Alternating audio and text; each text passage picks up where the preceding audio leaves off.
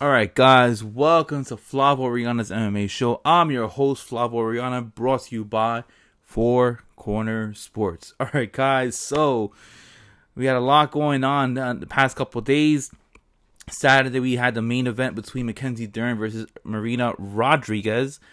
And we got some big fight news that ended up getting released on Monday. So, not sure where to pick it off, but why don't we just go straight with the main event, all right? So the main event was Marina Rodriguez versus Mackenzie Dern.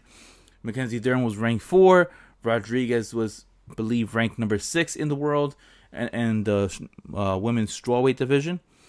And this was a little bit of a weird test, a weird of a matchup, because of the fact that we had both these ladies Brazilian, all right? One was born in Arizona and the other one was born in Brazil, and it's not like the winner was going to get the title shot. Normally, when you're ranked that high, the winner gets next, but we're in this weird discrepancy because of the fact that we have Rose Namajunas is going to be fighting Weili Zhang for the strawweight title at Madison Square Garden on November 6th, and this is the rematch. Now, in a very ideal world, all right, not my world, because I felt like that should have been the fight to make Weili Zhang versus Doug Rose, the rematch. In an ideal world, it should have been Carlos Esparza. But I understand why the UFC didn't do that. Okay, no knock on Carlos Esparza whatsoever, but to me and to the public, she really doesn't bring that much views. Okay, she's not, her style of fighting isn't that captivating. And the way we were very captivated with Weili Zhang in her fight against Joanna Jędrzejczyk. Okay, so we were expecting something similar. So that unknown, that's what makes it so great that we having the Doug Rose fight with and Weili Zhang at Madison Square Garden. Understand why there are people that are not in favor of my opinion, but that's fine. You know, we live in a country where we have the ability to agree and disagree. Okay, there are people that are on my side that like, let's do the rematch, let's see what could have happened. Okay, I understand Rose ended up knocking out Weili inside of 2 minutes, but the way I saw it was that Weili, I felt like her chin wasn't fully healed after that war that she had with Joanna. And, Joanna, is in the sidelines. She's ranked number 3 in the world. And it's very interesting, the reason why I bring her up, because the winner most likely was going to end up fighting Joanna or Carla Esparza. But Carla Esparza had said that she has no interest in taking a fight. She insists that she might wait out for a title shot. That usually does not go well with Dana White. But getting us back into the main event, Dern versus Rodriguez. Honestly, Marina Rodriguez had a 5-round main event earlier within the year against Michelle Waterson, and it was at flyweight instead of strawweight, and it was a good fight. I mean, it just showed that Waterson was not a 125er.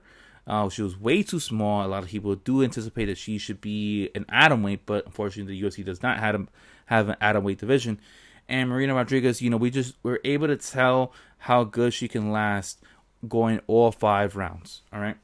Now going into the Dern fight, Rodriguez is one of those that, doesn't have a good ground game, but it's hard to take her down. And Mackenzie Dern is a great jiu-jitsu artist, but problem is that she doesn't have great wrestling, good grappling enough to take you down. All right. I believe in one of her fights, in one of her most recent fights, she went 1 of 10 in her takedowns. And the fact that in this fight, Dern did struggle. All right. She gave up round 1.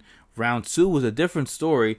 Dern dominated the fight in round 2, where, in my opinion, I scored that as a 10-8 round. All right, there were some people that scored it as a 10-9, but I saw it as a 10-8 because it was about 4 minutes of ground control, and the amount of punches that Dern was throwing, whether they were landing or not landing, whether they were significant strikes or not, it hurt Rodriguez. And you just saw like a little bubble on her forehead, and I'm just thinking, wow, that woke up Marina Rodriguez, right, going into rounds 3, 4, and 5, because Marina had a chance. She should have been able to cement her. She had 4 minutes of ground control. She should have been able to come up with different transitions to try to at least put an arm bar, a Kimura, a rear naked chokehold, a guillotine, whatever submission you can think of. She should have had the ability to. but she didn't, and Marina survived. And it was amazing that Marina had survived that round 2, because in round 3, Marina dominated it. Was so great in the striking, was fighting at range, was fighting at distance, was controlling the pace, was having Mackenzie Dern having to back up and having her back against the wall. And her Muay Thai background was definitely showing on Saturday night. And then round 4 and 5, Mackenzie was just getting tired. She was throwing loopy punches. They weren't straight. They didn't have the same ferocity that they did in round 2 and in round 1. And it just shows that Mackenzie Dern is one of the very few specialists that we have in the MMA, in the UFC, I'm sorry.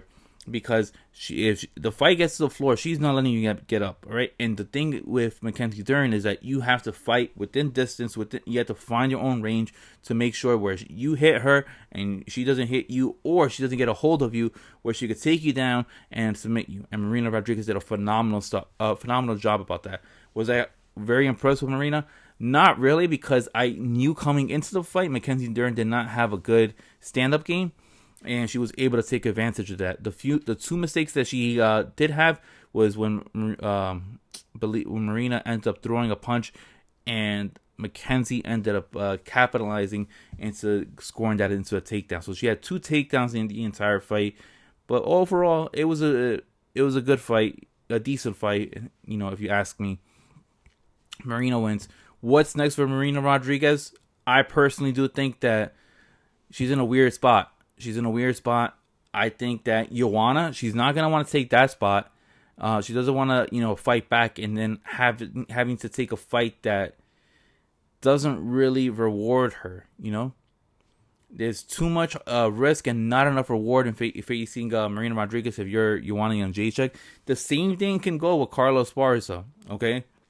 The only thing is that Joanna hasn't fought since that fight that she had with Weili Zhang.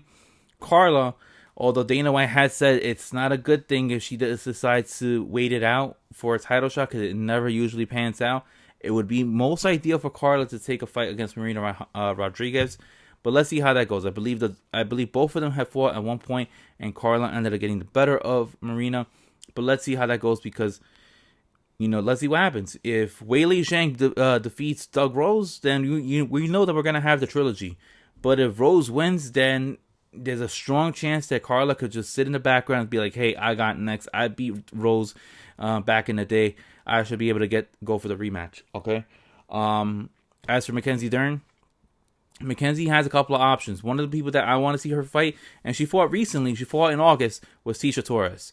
I think Mackenzie Dern versus Tecia Torres will be an excellent fight, because the tiny tornado, she's not going to back down. She's going to pressure you.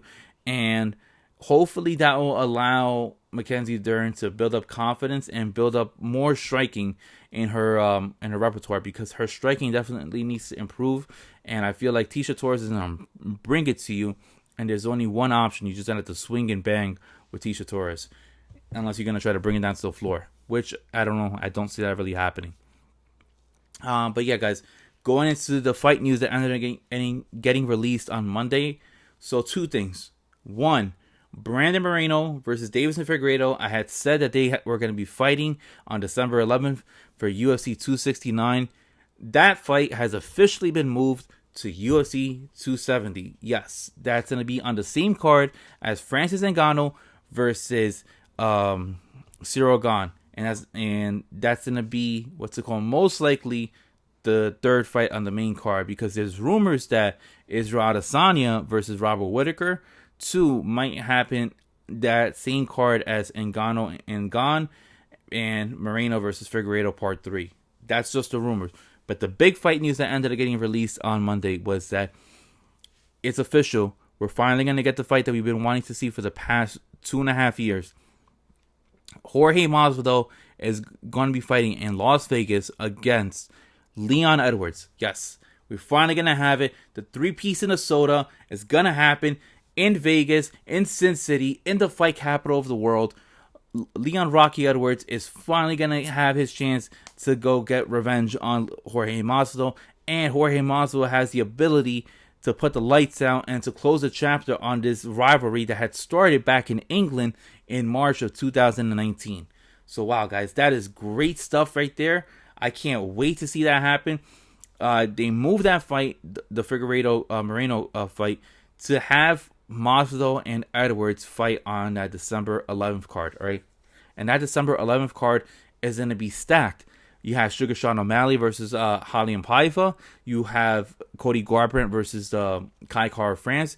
You have Pedro Munoz versus Dominic Cruz. You have Dustin Poirier challenging Charles Oliveira. Amanda Nunes versus Juliana Pena. There's tons of fight going on that card. I can't wait for December 11th. I personally think that December 11th is going to be most likely better than November 6th. And usually, the UFC likes to make it big for Madison Square Garden. And I think they just made it bigger for December 11th. So that's huge right there. In other news, we have unfortunate news. Luke Rockhold is pulling out of his fight against Sean Strickland on November 6th. So, that fight as of right now is off. Gilbert Burns apparently wants to fight at middleweight and challenge Sean Strickland. So hopefully the UFC can figure something out. Love the passion that Gilbert Burns has. He always wants to fight. He always wants to keep himself active. Don't blame him. He's in a weird spot in welterweight because he's not going to fight his best friend Vicente Luque, nor should he fight back. So it makes perfect sense. Fight Sean Strickland, move up a weight class, and let's see how that goes.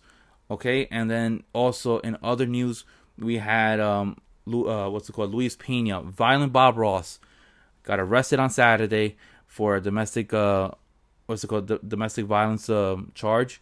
Got released by the UFC. Glad to see the UFC, pull the plug on Luis Pena. This is the second time that he got arrested for the same charge. Hope he gets his help. Hope he gets some medical treatment. But the UFC did the right thing by terminating his contract. But yeah, guys, that covers everything that I wanted to talk about.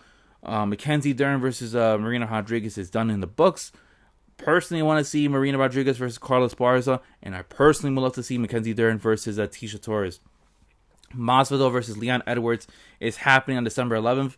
This is huge because whatever happens on November 6th, if Usman wins and Leon Edwards wins, there's no way you could deny Leon Edwards. But if Covington wins on November 6th and Masvidal wins on December 11th, come on, that's the fight to make. That is the fight to make. But yeah, guys, that covers everything that I wanted to talk on Flav Oriana's MMA show. I'm your host, Flav Oriana. I'll see you guys soon. And this weekend, we're going to have Aspen Ladd versus Norma Dumont for UFC Vegas 40. Till then, guys, I'm your host. Please hit that like and subscribe button, guys, and I'll see you guys next time. Peace, guys, and have a good one.